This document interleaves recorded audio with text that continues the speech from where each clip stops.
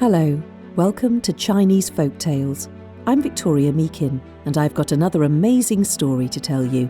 I hope you enjoy it. It's all about friendship, maybe more than that. It's about finding a person completely in tune with the way you think, express yourself, and see the world around you. In China, there is a word for this, qi yin. It means soulmate, but really much more than that. Let me see if I can explain. With a story, of course.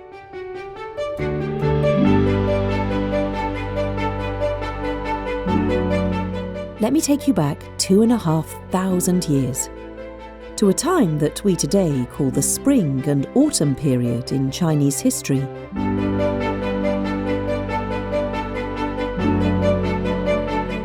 There were many small states. Some lived in peace, others fought wars. Despite this, it was a fertile time, especially for philosophy, the arts, and music.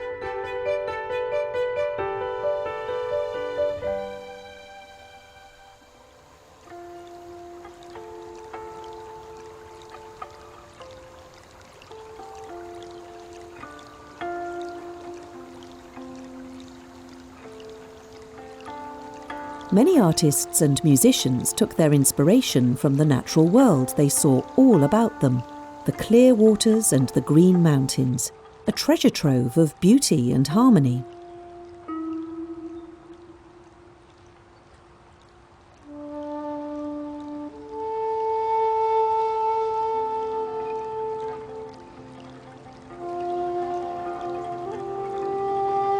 One day, a young musician called Yu Boyer was getting a guqian lesson from his master. That's a kind of stringed instrument, a bit like a lute. His master was patient, but very strict.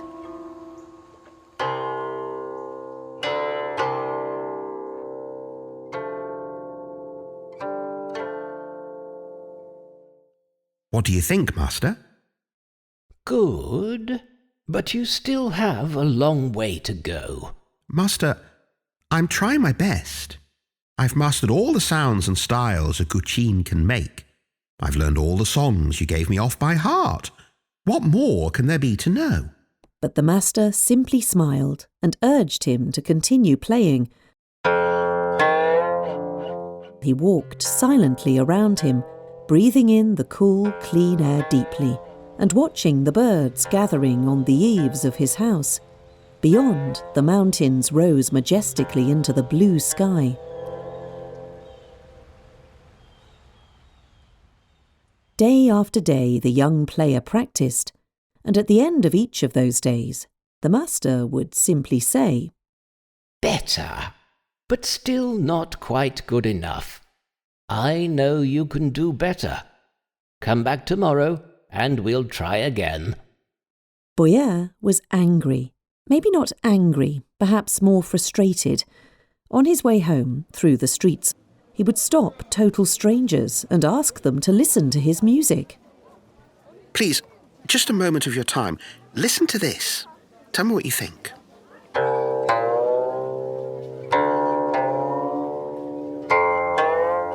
Nah, not for me. Can't you play a battle song or something about the prince's daughters? Something fun? Fun? Yeah, fun.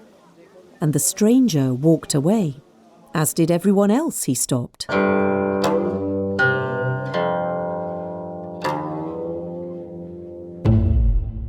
Next day he returned to his lesson and told his master what he had done, how downtrodden he felt, and how he wanted to give up the guqian and find another job.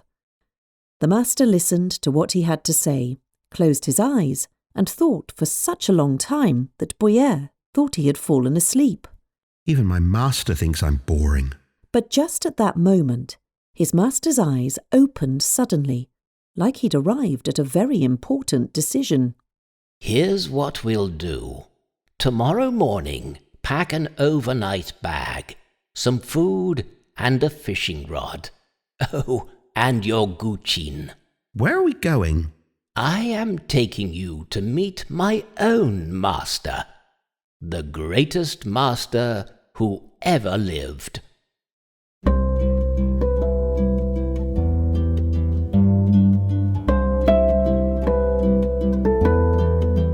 Boyer went away that day, more confused than ever.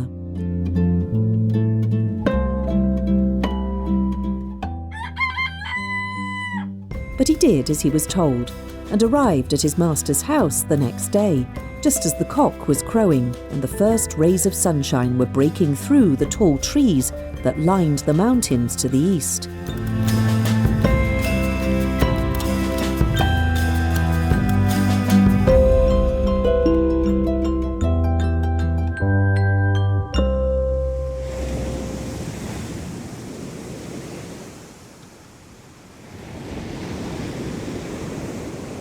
The master took him to the coast, onto a boat, and away to Penglai Island, the fabled home of the immortals.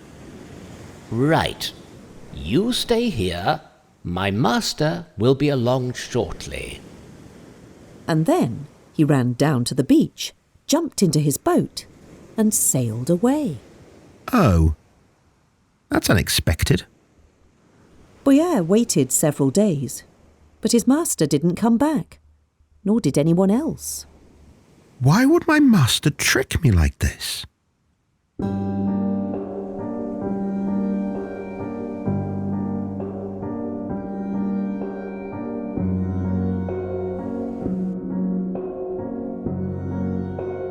Day after day, he would sadly sit amidst nature, with only the babbling brooks, the call of the birds, and the wind in the trees for company. To keep busy, he would play his goqian and talk to the birds and the animals, and imagine that all the sounds of nature were talking to him. Sometimes he would play something and listen for their response, and then play again.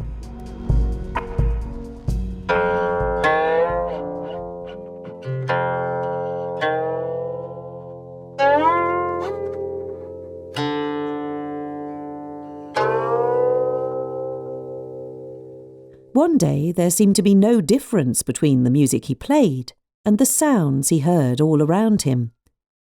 He had become one with the natural world. Eventually, his master returned. Where on earth have you been? Abandoning me here like that, it's not funny. I didn't sign up to be your student just so you could play tricks like that. But the master simply smiled and sat on a rock. Play me some music. And Boyer did. Something he had written on the island, inspired by the natural world around him. A sweet and soulful song that seemed to be part of the landscape that surrounded them both. When he'd finished, the master smiled. Immediately Boyer realized what he'd done. Now I understand. You have learned from the best teacher there could ever be. Now you are an accomplished guqin player, and there is nothing more that I can teach you. But let me warn you, there are always two sides to every copper coin. An accomplished player should always find an audience who understands their music. Boyer waved a fond farewell to his great teacher, the natural world of the island, but was troubled by the words of his master.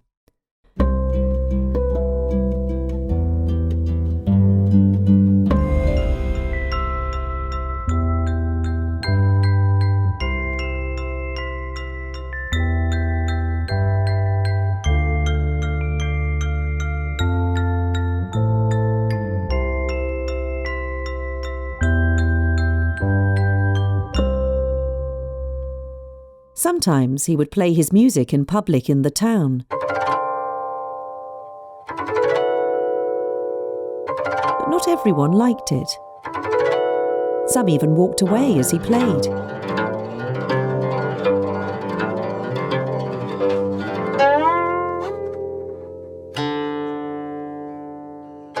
One day, Boyer decided to take a boat along the river.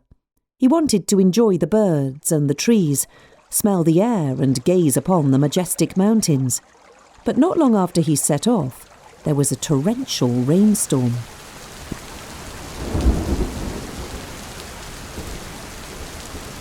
He pulled the boat into the bank to wait until it passed, and saw a little summer house he could use for shelter.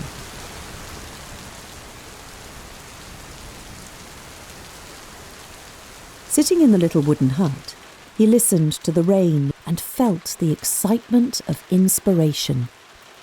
He took out his goqian to play some music, to speak to the rain and listen to the rain speaking to him.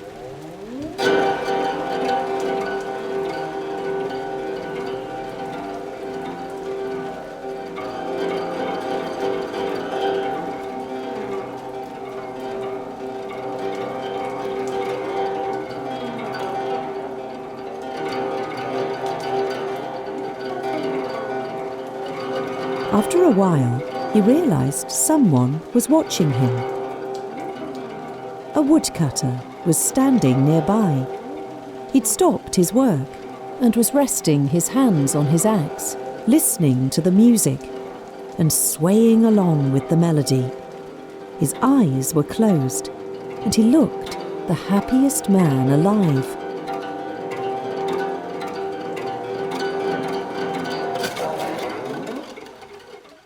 When he stopped, the woodcutter said, No, please don't stop. Play another. OK, I don't normally do requests, but this one is called the Magnificent Mount Tai. And he began playing again.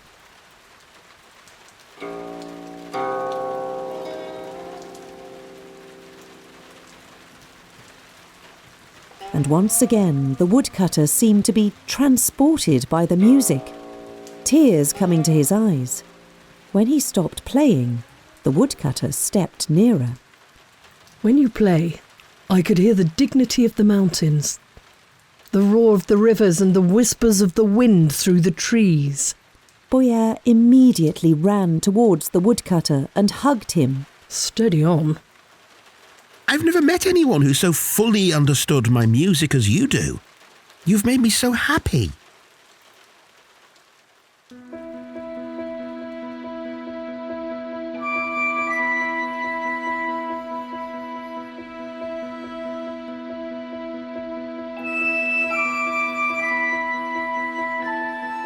Boyer played a few more songs, and then, as the sun began to set, he said sadly that he needed to head back home, but promised that he would be back again and play for the woodcutter.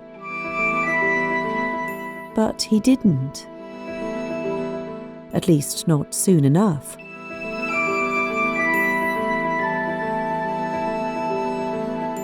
Filled with confidence, he played concert after concert, and everyone wanted him to play. He became the busiest musician in town.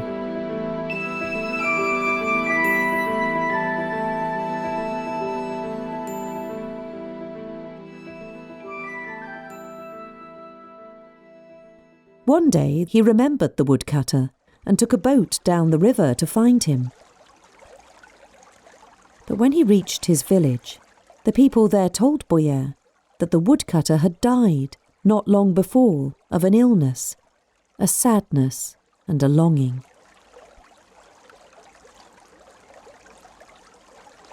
They said his last wish was to hear the music of Boyer played on the goqian. I will play for my dear friend. And he played the saddest song he had ever played in his life, for he knew that he had lost a soulmate, a true friend, someone who had totally understood his music.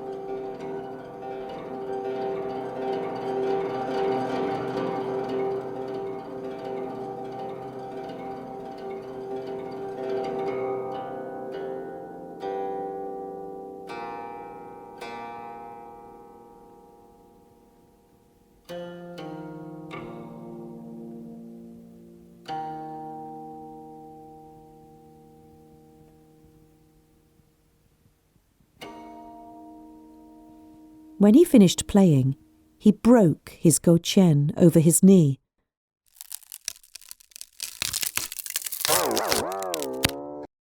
And lay the pieces on the tomb of the woodcutter. he never played again.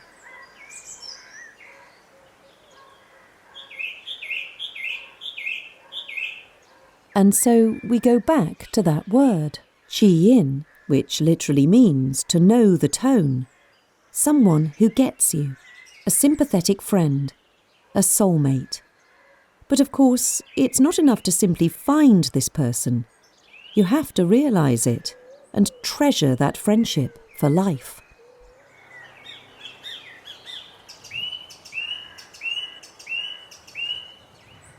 And with that, we conclude this episode of Chinese Folk Tales. Thanks for listening. If you like our stories, do give this podcast a 5-star rating. Leave your comment and share with your friends. To hear more, please subscribe to Chinese Folk Tales on all major podcast platforms. We'll see you next time. Bye for now.